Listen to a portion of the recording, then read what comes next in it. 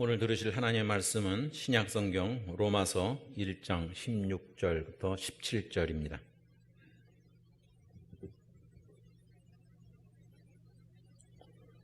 로마서 1장 16절과 17절입니다. 내가 복음을 부끄러워하지 아니하노니 이 복음은 모든 믿는 자에게 구원을 주시는 하나님의 능력이 됨이라.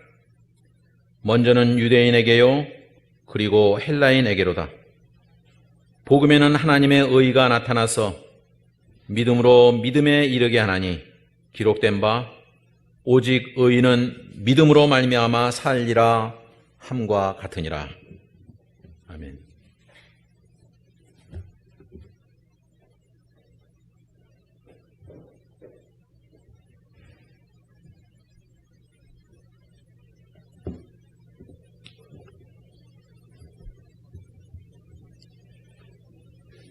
지난주에는 우리가 바울이 복음을 부끄러워하지 않음에 대한 말씀을 나눴습니다.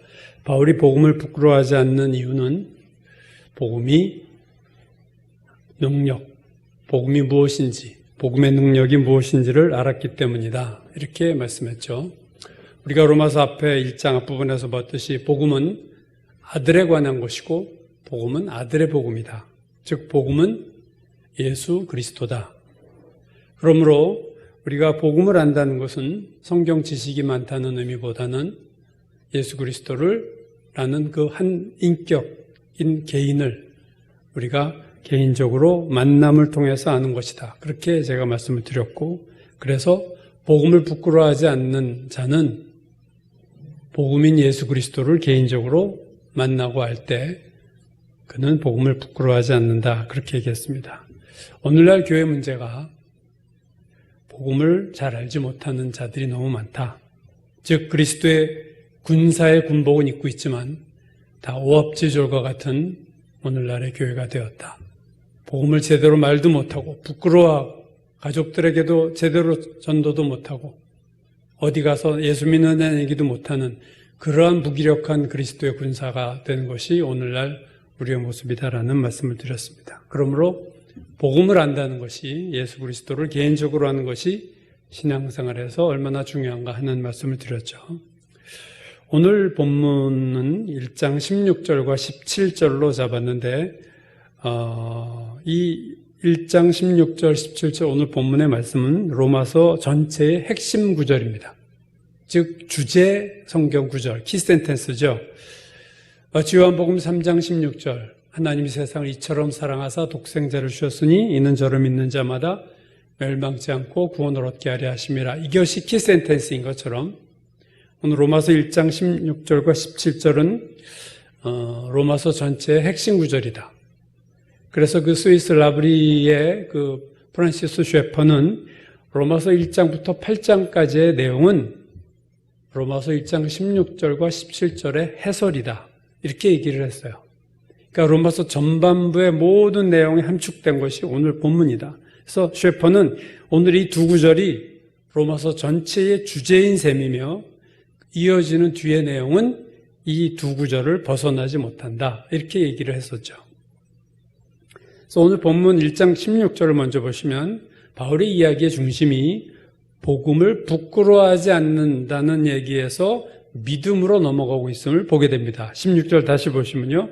내가 복음을 부끄러워하지 아니하노니 이 복음은 모든 믿는 자에게 구원을 주신 하나님의 능력이 됨이라. 먼저는 유대인에게요 그리고 헬라인에게로다. 복음의 능력이라는 것은 어떤 의미에서의 능력이냐? 구원의 능력이다. 그렇게 얘기했습니다. 즉 돈을 많이 벌게 해주는 능력이 아니고 기독교 복음의 능력은 건강하게 오래 사는 것이 복음의 능력이 아니라는 거죠. 예수 믿으면 다 돈 많이 벌고 예수 믿으면 모든 병 낫고 그래서 복음은 능력이 있구나 이런 의미가 아니라는 거예요. 돈을 많이 버는 거는요 교회 말고 다른 데서 얼마든지 할 수 있어요. 건강해 사는 것 병원에서 해주는 일이 그런 일 아니겠습니까? 그러나 오늘 많은 사람들이 복음에 능력하면 돈 많이 벌고 좋은 대학 가게 해주고 좋은 직장 가게 해주고 내가 모든 일이 다 형통하게 해주는 것 그게 능력이다. 그런 생각들을 참 많이 하고 있는 것 같아요. 그러나 여러분, 이 세상 어떠한 것도 인간에게 구원을 줄 수 없습니다.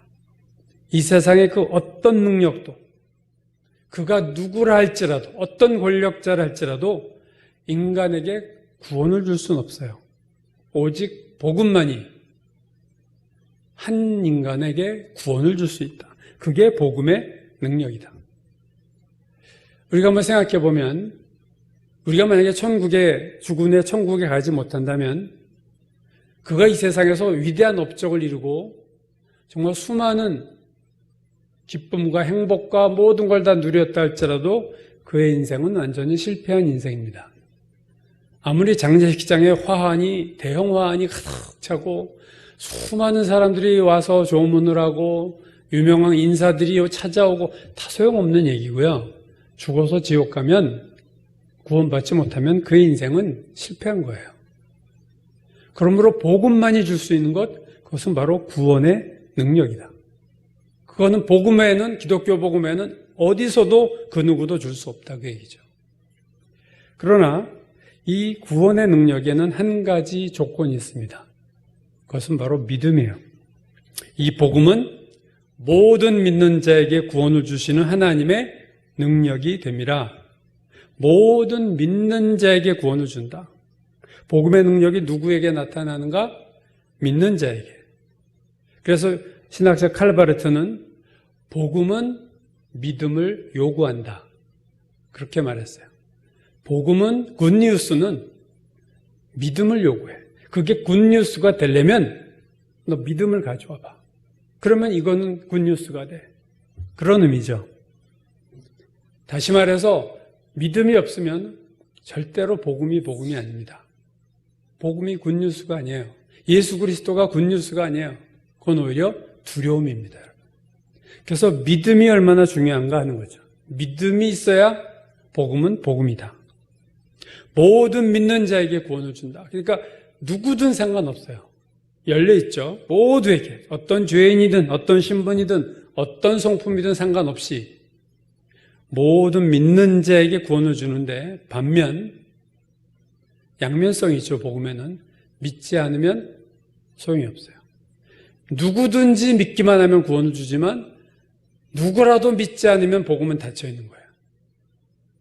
그래서 믿음이 결국 핵심이죠. 베드로가 사도행전 4장에서 설교할 때 천하 사람 중에 구원을 받을 만한 다른 이름을 우리에게 주신 적이 없다.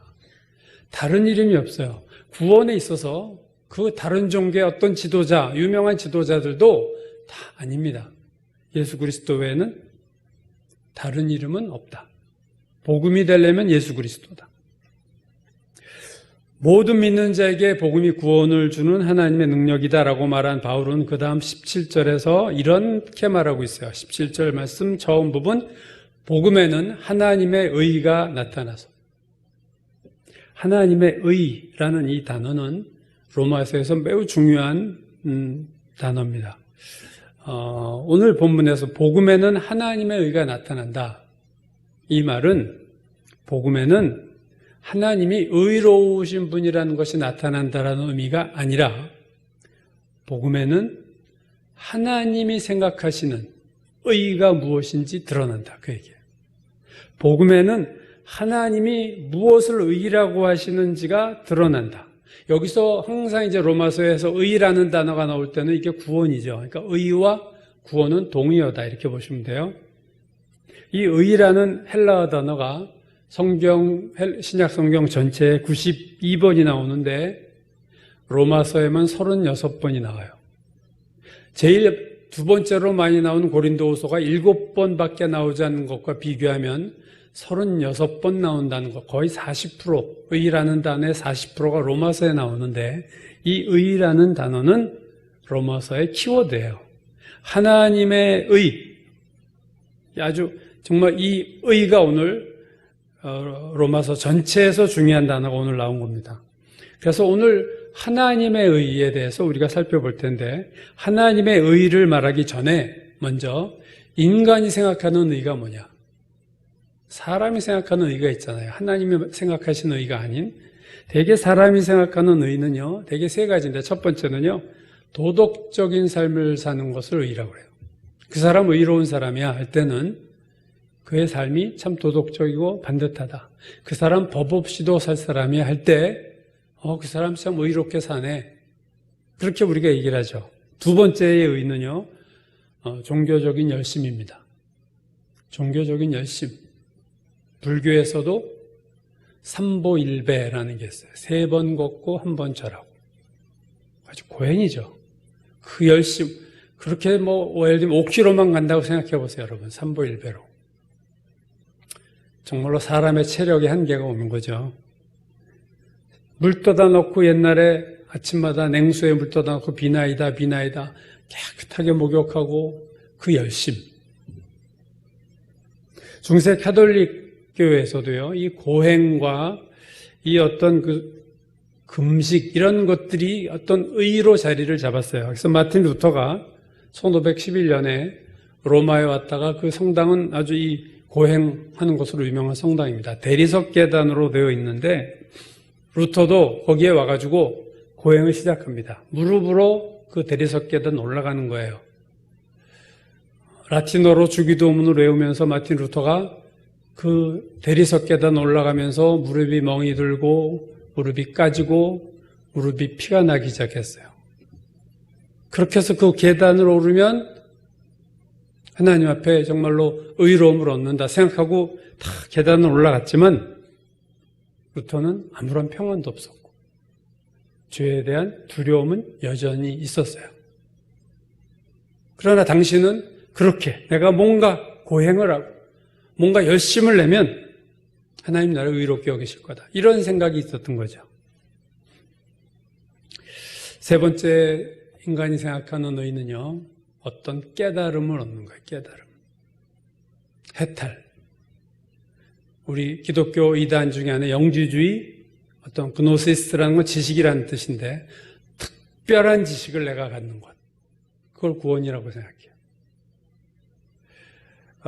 불교에도 대승불교와 소승불교가 있는데 동남아시아 태국 중심으로 한 불교가 소승불교고 한국, 중국, 일본 이쪽이 이제 대승불교인데요. 소승불교의 목적 뭐냐면요, 어떤 해탈을 하는 것, 개인적인 해탈, 명상을 통해서 해탈을 얻는 것, 그게 목표예요. 소승불교.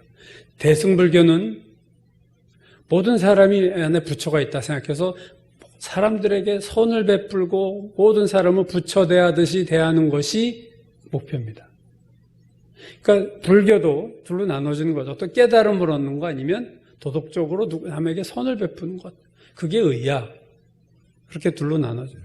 그러니까 결국 인간이 생각하는 의는 어떤 종교적인 열심, 도덕적인 행위, 또는 어떤 깨달음, 그러면 그걸 의로 여기는, 그게 어떤 종교를 비롯하고 이 세상 철학이고 도덕이고 윤리고 다 포함하면 그 세 가지예요. 우리가 잘 아는 누가복음 18장에 나오는 세리와 바리새인의 기도 잘 아시죠? 두 사람이 하나님의 성전에 와서 기도를 하는데 먼저 바리새인이 이렇게 기도했습니다. 하나님, 저는 다른 사람들 곧 토색, 불의, 간음하는 자들과 같이 아니하고 이 세리와도 같이 아니함을 감사합니다. 전 일주일에 2번 금식하고, 대단해요. 또 소득의 11조를 제가 드립니다. 그런 기도를 했어요.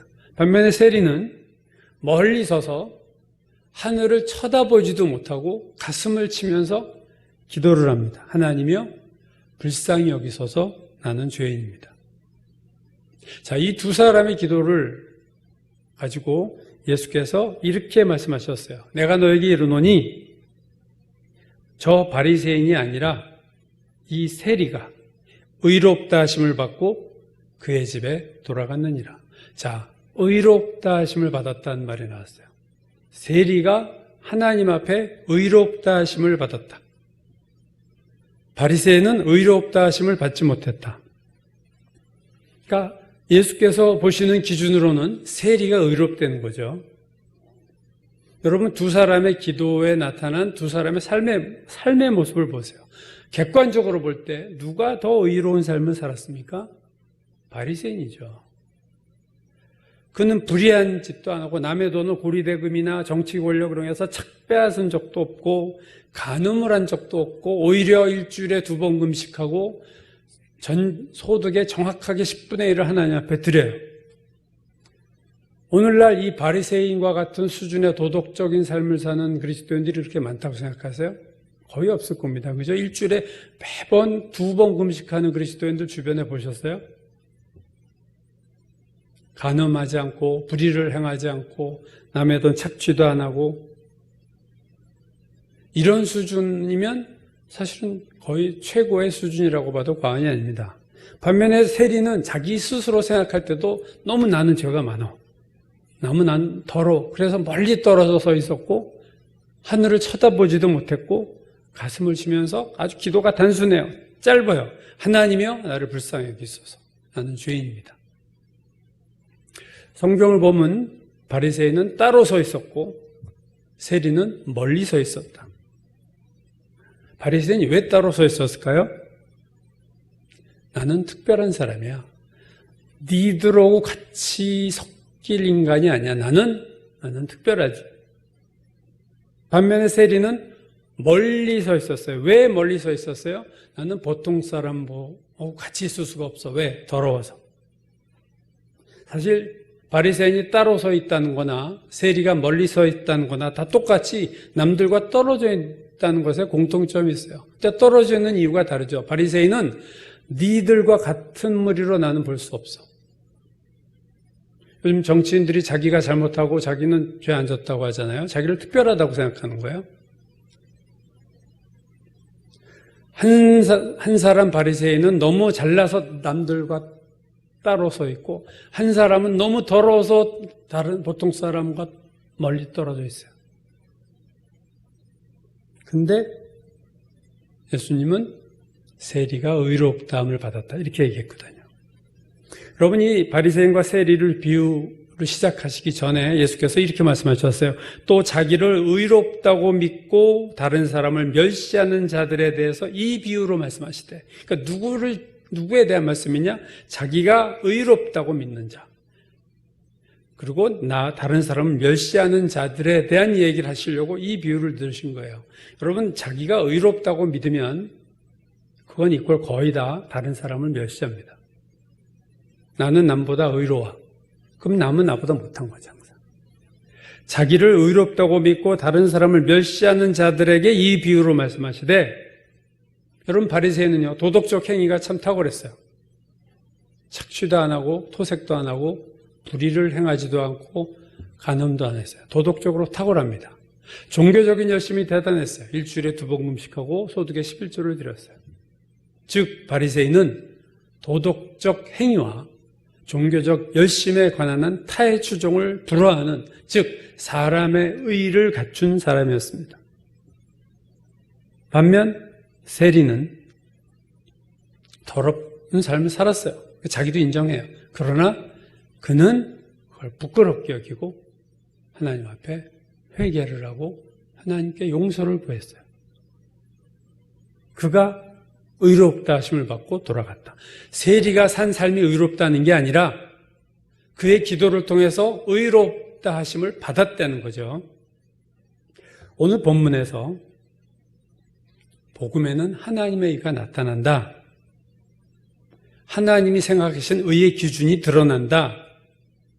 17절 보시면요. 복음에는 하나님의 의가 나타나서 믿음으로 믿음에 이르게 하나니 무슨 말이에요? 복음에는 하나님이 생각하시는 의롭다 여기는 기준이 나타나는데 그것이 바로 믿음이라는 거예요. 하나님이 인간을 의롭다고 보는 기준은 믿음이다.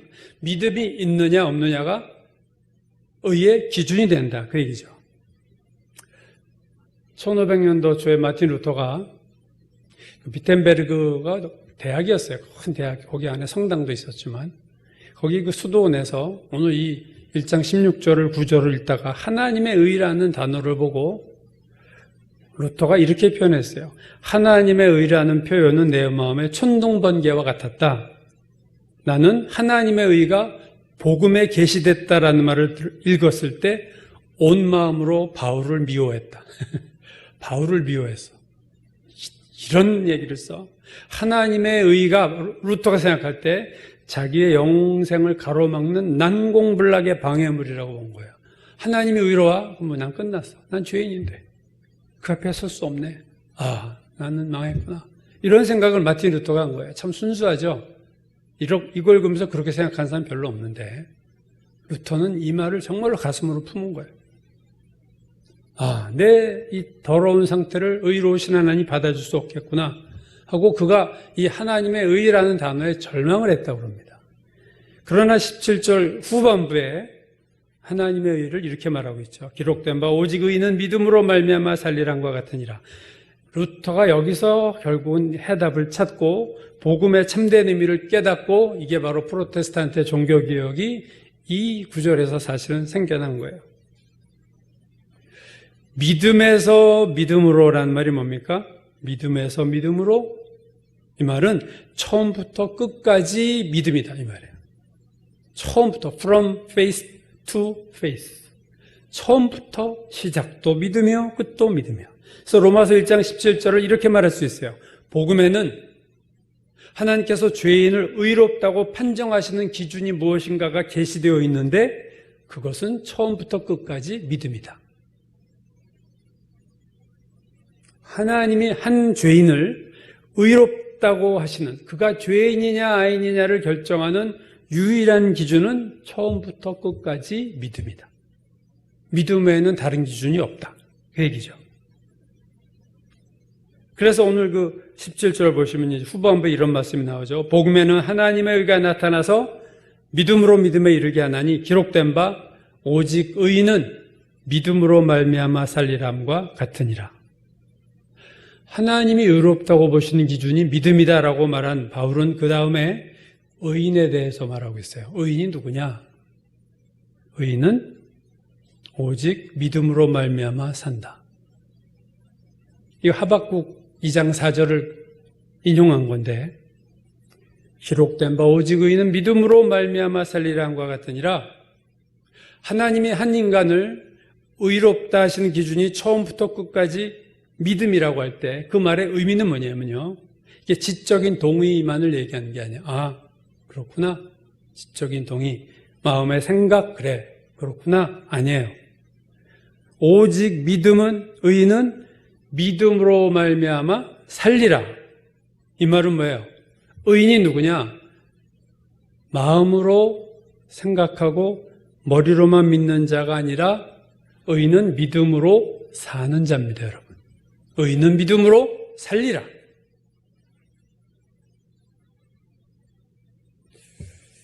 의롭다고 하나님이 하시는 기준은요, 우리가 예수 처음 믿을 때, 구원받을 때 믿음으로 구원을 받고 그걸로 끝난 게 아니라 구원받은 후 하루하루를 살아갈 때도 하나님이 우리를 의롭다고 보시는 기준이 믿음이라는 거예요. 머리로 믿는 자가 아니라 믿음대로 하루하루를 살아가는 자가 의인이다. 그 말씀이죠. 출애굽한 이스라엘 백성을 보면요. 고린도전서 10장 2절에서 바울이 이렇게 얘기해요. 우리 조상들이 다 구름 아래 있고 바다 가운데로 지내며 모세에게 속하여 2절 다 구름과 바다에서 세례를 받았다. 홍해를 건넌 것을 무엇으로 비유하냐면요. 세례를 받은 걸로 비유해요. 바다에서 세례를 받았다. 그러니까 출애굽 이스라엘 백성을 구원의 어떤 모형으로 보면 홍해를 건너는 순간이 구원이 된 거고 세례를 받은 거고요. 광야 생활은 우리 인생을 살아가는 하루하루의 삶이 광야예요. 그리고 가나안에 요단강을 건너 가나안에 들어가는 것은 천국을 가는 것 또는 이 땅에서 받는 하나님의 놀라운 영적인 축복, 신령한 축복들을 받는 자를 의미합니다. 여러분 생각해 보세요. 광야 이스라엘 백성에게 믿음이 언제 필요했나요? 홍해를 건넜으면 이제 믿음이 필요 없나요? 그렇지 않잖아요. 그들이 광야를 가는 매일매일 하루하루 믿음이 필요했어요. 그들이 왜 가나안에 못 들어갔다고요? 가데스바네아에서 믿지 않아서. 그래서 히브리서 3장 19절이 이로 보건대 그들이 믿지 아니함으로 능히 들어가지 못했다. 믿지 아니함으로 능히 들어가지 못했다. 가나안에 못 들어간 이유가 믿음이 없어서 못 들어갔어요. 그러니까 믿음은 예수 믿을 때 쓰는 것만이 아니라는 거죠. 여러분, 가나안에 들어간 다음에도 요단강을 건널 때도 믿음으로 건넜고, 언약궤를 맨 제사장들이 발을 내디딜 때 요단강 물이 갈라졌어요. 홍해랑 다르죠. 믿음으로 발을 내디딜 때 물이 갈라졌어요. 그리고 여리고성도 우리가 잘 아는 것처럼 6일 동안 여리고성을 돌 때, 그리고 함성을 질렀을 때 여리고성이 무너졌어요. 즉 광야 이스라엘 백성이 믿음을 사용한 것은요, 매일매일 광야에서 필요한 거였습니다. 그들은 믿음을 보여주지 못했죠. 그래서 하나님 앞에 의인이라는 인정을 받지 못하고 광야 40년을 살다가 죽었어요. 히브리서 11장에 보면, 우리가 히브리서 11장은 믿음의 장이라고 부르고 믿음의 인물들이 나오죠. 이 믿음의 인물들이 보면요, 그 히브리서 11장에 믿음으로 아브라함은, 믿음으로 노아는, by faith, 믿음으로 누구는 뭐뭐했고 믿음으로 누구는 뭐뭐했다 했을 때, 여러분 히브리서 11장을 자세히 보세요. 이 믿음의 인물들이 믿음을 행한 삶의 영역이 어디인가 살펴보세요. 어디에서 그들이 믿음을 행했나요? 믿음으로 아벨은 가인보다 더 나은 제사를 하나님 앞에 드렸다. 예배의 영역에서 아벨은 믿음으로 드렸습니다. 노아는 믿음으로 방주를 예비했다.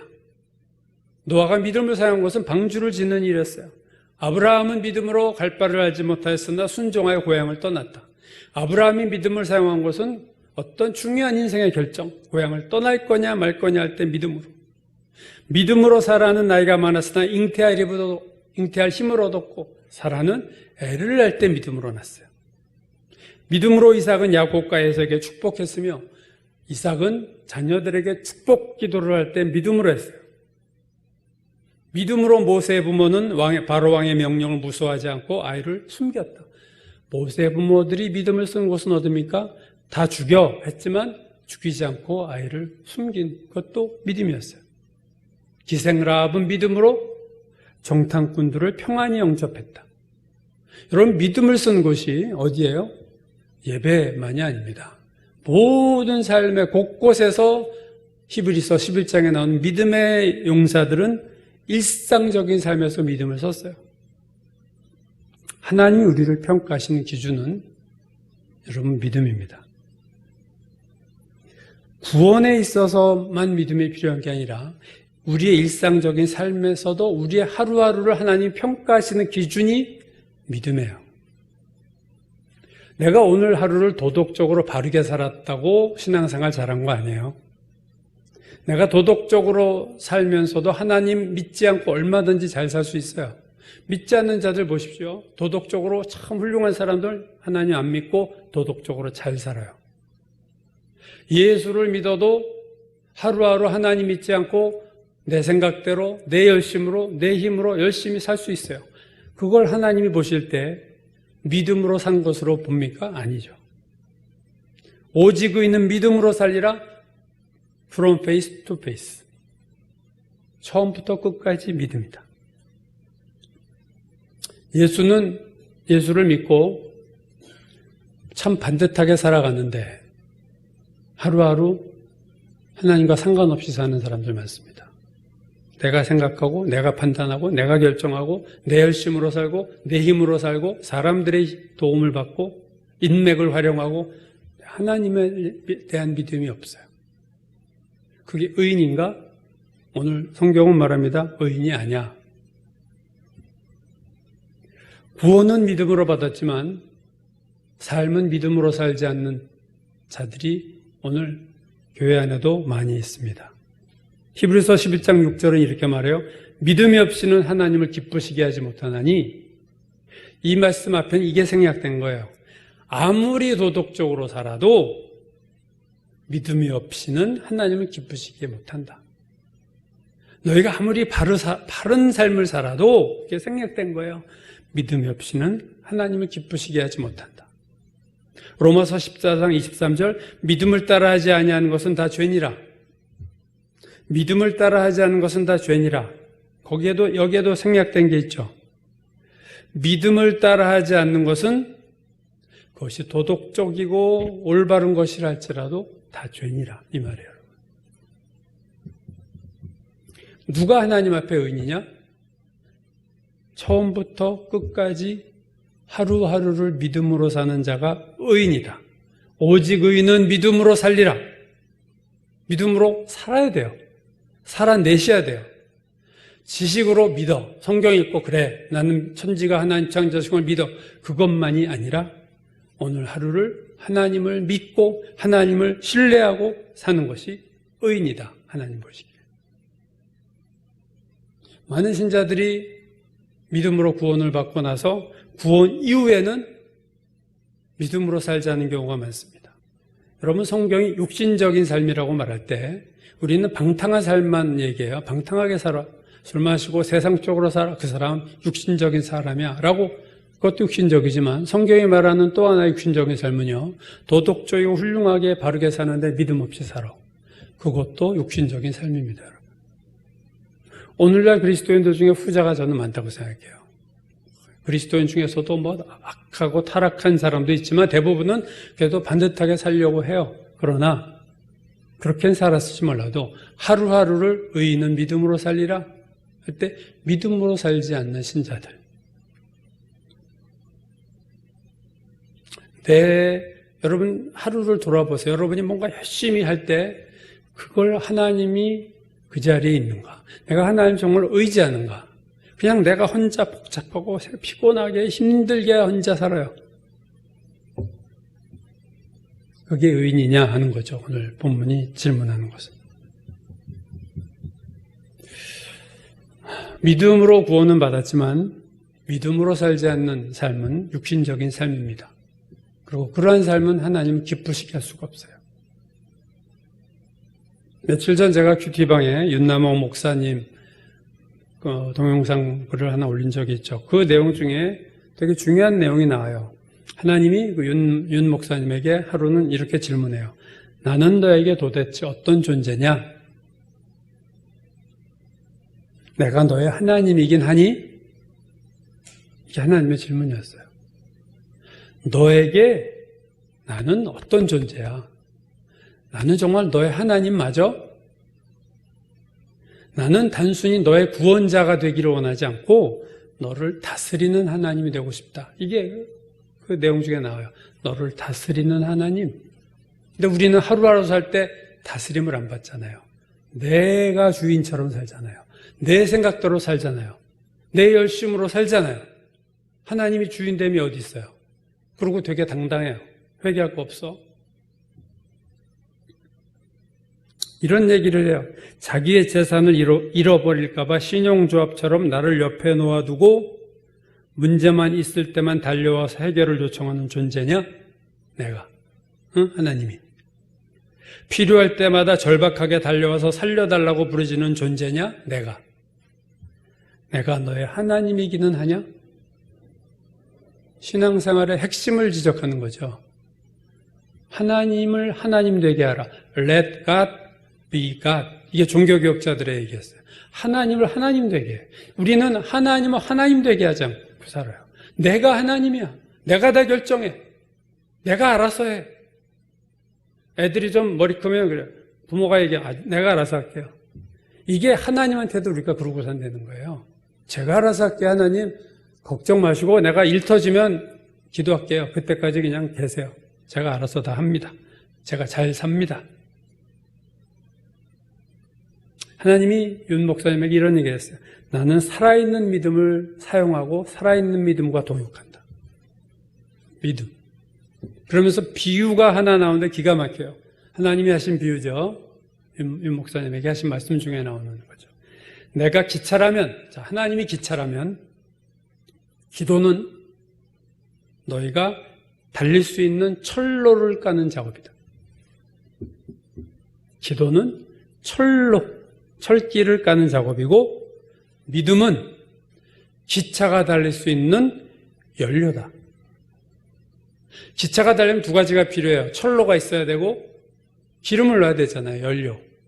근데 하나님 비유가 내가 기차인데 이 기차가 달리려면 내가 역사하려면 하나님의 역사가 너희 가운데 나타나려면 너희가 철길을 깔아야 되는데 그게 기도야. 그리고 기차가 달리려면 연료가 있어야 되는데 그것이 너희의 믿음이야. 그리고 그 연료에 불을 붙여서 화력을 내는 것이 성령이다. 저는 기가 막힌 비유라고 생각해요. 야, 정말 이건 사람이 생각할 수 있는 지혜가 아니구나. 어떻게 이런 비유가 나왔을까? 하나님의 역사를 위해서는 기도의 철로 깔리고 믿음의 연료를 부은 후에 성령의 불을 붙여야 된다. 그래야 기차가 달린다. 하나님이 역사한다. 그러면서 이렇게 하나님이 계속해서 그에게 말씀하셨습니다. 믿음은 들음에서 나오기 때문에 말씀이 있어야 믿음이 생긴다. 그 말씀의 능력이 기차를 달릴 수 있게 한다. 하면서 질문을 합니다. 너희는 얼마나 긴 철로를 준비하였느냐? 너희는 얼마나 긴 철로를 준비했느냐? 너희는 얼마나 많은 기름을, 즉 믿음의 말씀을 준비했느냐? 하나님 두 가지 준비하라고 그러셨어요. 하나는 믿음, 그거는 말씀을 통해서 믿음이 생기니까 말씀의 준비를 하고, 너는 기도를 준비해라. 근데 그냥 말씀과 기도가 아니죠. 얼마나 긴 철로를 준비했느냐? 그 말은 너희가 얼마나 오래 기도했느냐? 얼마나 연료가 많으냐? 그 얘기는 일주일에 설교 한 번 말씀이 아니라 매일매일의 큐티가 이게 전제가 되지 않으면 많은 연료가 생길 수가 없겠죠. 오직 의인은 믿음으로 살리라. 즉 의인은 처음부터 끝까지 믿음으로 사는 게 의이냐? 살아야 돼. 처음부터 끝까지란 말은 날마다 하나님 앞에 믿음으로 살아야 돼. 그게 의인인데 날마다 믿음으로 살려면 뭐가 있어야 돼요? 날마다 큐티해야 돼요. 날마다 말씀 묵상해야 돼요. 날마다 기도해야 돼요. 즉 말씀과 기도를 날마다 하지 않으면 믿음으로 살 수가 없고 하나님 앞에 의롭다함을 받을 수가 없어요. 구원받은 의인은 될지 몰라도 삶에 있어서의 하나님 앞에 의인은 될 수가 없습니다. 여러분, 하나님이 우리를 의롭다고 보시는 게 왜 중요합니까? 그 이유는 하나님이 우리의 심판자세요. 우리 인생을 심판하실 분이 하나님입니다. 우리는 조만간, 젊은 사람이 있지만 젊어도 조만간이야. 조만간 하나님 앞 심판 잡혀 섭니다, 우리는. 평가받아요. 뭘로 평가해? 오직 의인은 믿음으로 살리라. 너 믿음으로 살았니? 저 간음하지 않았고 토색하지 않았고 불의를 저지르지 않았어요. 바리새인처럼. 저요 금식도 하고 11조 잘 냈어요. 여러분 그게 통할이라고 생각하세요? 바리새인은 의롭다 하심 못 받았어요. 하나님 앞에 섰을 때 질문인 거예요. 너 날마다 매일매일 믿음으로 살았냐? 의인은 믿음으로 사는 자가 의이냐? From faith to faith. 처음부터 끝까지 믿음으로 사는 자가 의이냐?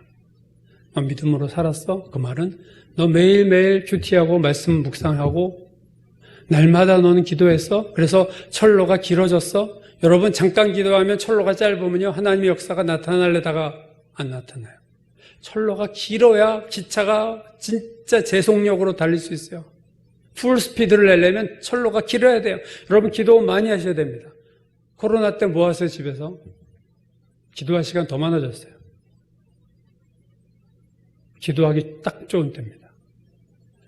오래 기도하세요. 오래. 철로를 길게 까세요. 그리고 큐티방에 늘 큐티 올리는 게 장모님 아니면 유목사님인데 큐티 좀 열심히 하세요. 뭐 하세요? 이 많은 시간. 사람 안 만나면서 극장 못 가면서 놀러 가지 못하면서 그 남는 시간 뭐 하세요? 말씀과 기도의 삶을 사는 자가 의인입니다. 이거 없으면 믿음이 없기 때문에 그래요. 오직 의인은 믿음으로 살리라.